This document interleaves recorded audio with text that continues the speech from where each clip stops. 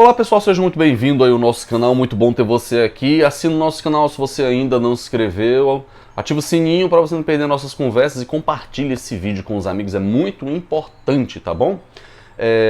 Não sei se você viu aquele vídeo do Marco Antônio Villa com o Rodrigo Constantino, discutindo sobre a libertação do campo de concentração de Auschwitz, né? E completou agora 75 anos da libertação desse campo de extermínio, né? Que foi talvez o mais famoso campo de concentração que os nazistas já colocaram aí para exterminar os judeus. E nessas comemorações, quem foi convidado para abrir, digamos, a cerimônia foi o presidente da Rússia, Vladimir Putin. E ele ficou, nossa, o Rodrigo Constantino, né, metido a liberal capitalista estadunidense, ficou extremamente revoltado. Como é que pode, né?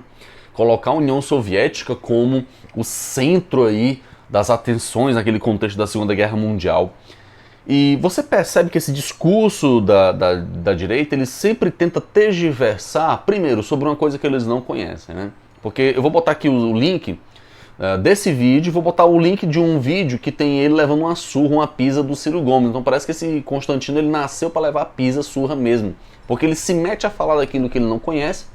Ele só vê planilha na frente dele, né? Porque ele se diz economista e, ou seja, não sabe coisa com coisa, não lê o que cita, não estuda o que cita e acaba falando bobagem. Ele levou, sabe, uma daquelas surras homéricas que a última daquele tamanho que ele havia levado foi na época que ele discutiu com Ciro Gomes, né? Então, ou seja, daqueles anos pra cá parece que ele não mudou nada, continuou o mesmo falciário, sabe? O mesmo ideólogo do capital, como ele sempre foi, e ele é capaz de distorcer qualquer tipo de contexto histórico para colocar a realidade naquilo que ele quer acreditar. É isso que a ideologia faz. Se você ler O Poder da Ideologia, do Istvan Meszaros, que eu não vou pegar porque está ali na mesa, mas você procura aí o Istvan Meszaros, O Poder da Ideologia, um dos principais papéis, um dos principais objetivos da ideologia é você distorcer a realidade. Ou seja, porque o que é que o cientista ele faz? Ele, quando se depara com a realidade, ele vai analisar como é que eu vou garantir que eu vou ter o mínimo de interferência possível das minhas posições pessoais. Aí vem o método científico, né? Então a história, ela trabalha com método. A história não é só apenas a minha visão, a minha interpretação. Você tem que ter, né, condicionantes materiais, você tem que ter fatos históricos. E a partir dali você gera o que? Uma narrativa, uma interpretação histórica. Então, não é de hoje que essa direita tenta fazer isso, ela tenta reescrever a história com a ditadura militar, ela tenta reescrever a história com a Segunda Guerra Mundial. Isso não é gratuito, isso não é de graça. Há uma intencionalidade nisso, que é você tentar impor uma narrativa de uma determinada visão de mundo, nesse caso, uma visão liberal, uma visão capitalista, voltada para os interesses do capital. Por isso que ele coloca o papel da União Soviética, o Constantino tentou fazer isso, como um papel secundário. Sendo que os Estados Unidos deixou a Inglaterra na peia durante, né, muito tempo. A Inglaterra ficou lutando praticamente sozinha. E o Churchill, de democrata, não tinha nada. Como é que uma pessoa se diz liberal, democrata ou conservador, mantendo colônias, incentivando o extermínio de povos nas suas colônias, mas isso é outra história, não vou entrar nisso. Vamos voltar aqui para a Segunda Guerra Mundial. Então os Estados Unidos entrou depois na guerra. A União Soviética já estava no quebra-pau com os nazistas, a Alemanha nazista, desde 1941. Então o que acontece? Os Estados Unidos, quando vê a pressão sobre a Inglaterra sozinha lutando, porque a Espanha era simpatizante do fascismo, a Itália estava do lado dos nazistas, Portugal também se manteve ali neutra. Então toda a Europa tomada, a Inglaterra ficou praticamente sozinha.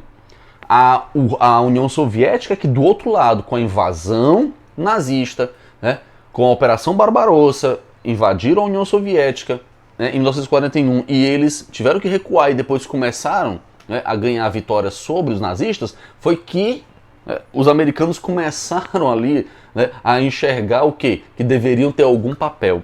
E todo mundo sabe também, certo? Existe documentação vasta sobre isso.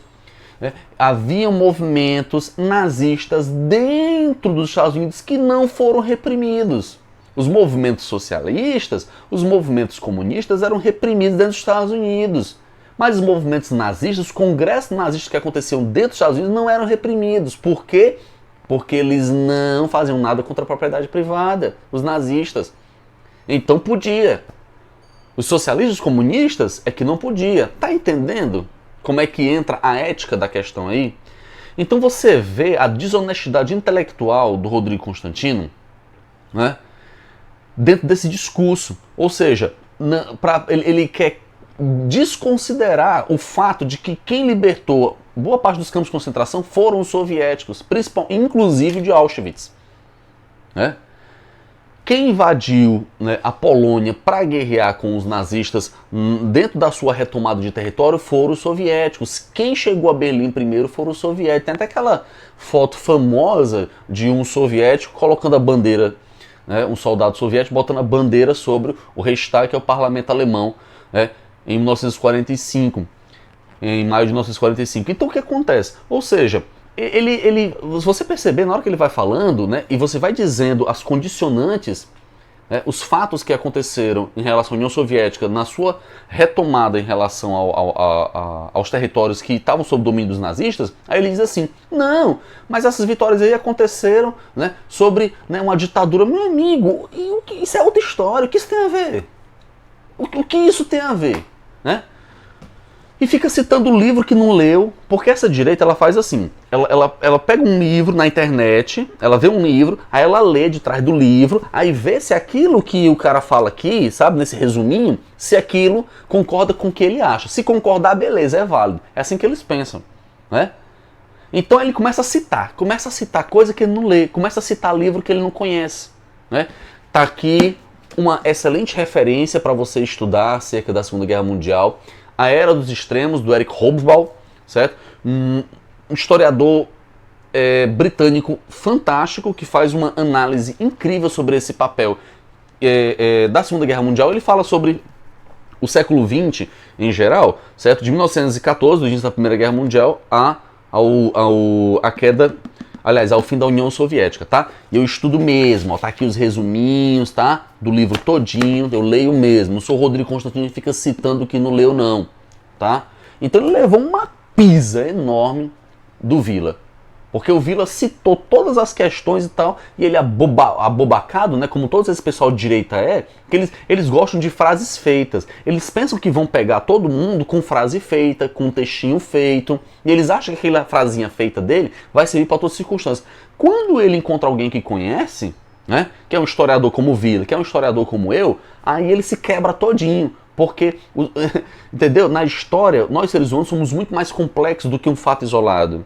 As coisas não acontecem dessa forma, né? Ou seja, com simplismos. A história não é simplista. Existe uma complexidade muito grande nisso. E você negar o papel da União Soviética, o papel do Stalin como líder, inclusive, dentro do processo da Segunda Guerra Mundial, só porque você é capitalista, só porque você é liberal, isso é uma desonestidade intelectual, uma desonestidade histórica tremenda, pessoal. Tremenda. É isso que esse pessoal da direita faz. Eles são capazes de distorcer qualquer coisa para adequar um fato à ideologia deles, aquilo que ele acredita, né? Foi peia, viu? Rodrigo Constantino nasceu para apanhar. É um desonesto, um incompetente, sabe? Ele só está acostumado a ver planilha. Olha lá, nem competência para economista ele deve ter. Fez um MBA de não sei o que, sabe? Enfim, é tipo o Caio Coppola, ele recebe dinheiro pra falar besteira. Ele é colocado ali, não sei nem como é que ele tem emprego ainda, sinceramente. Comenta aí o que foi que você achou. Um prazerzão ter você aqui. Compartilha. Valeu, gente. Até o próximo vídeo. Valeu, tchau.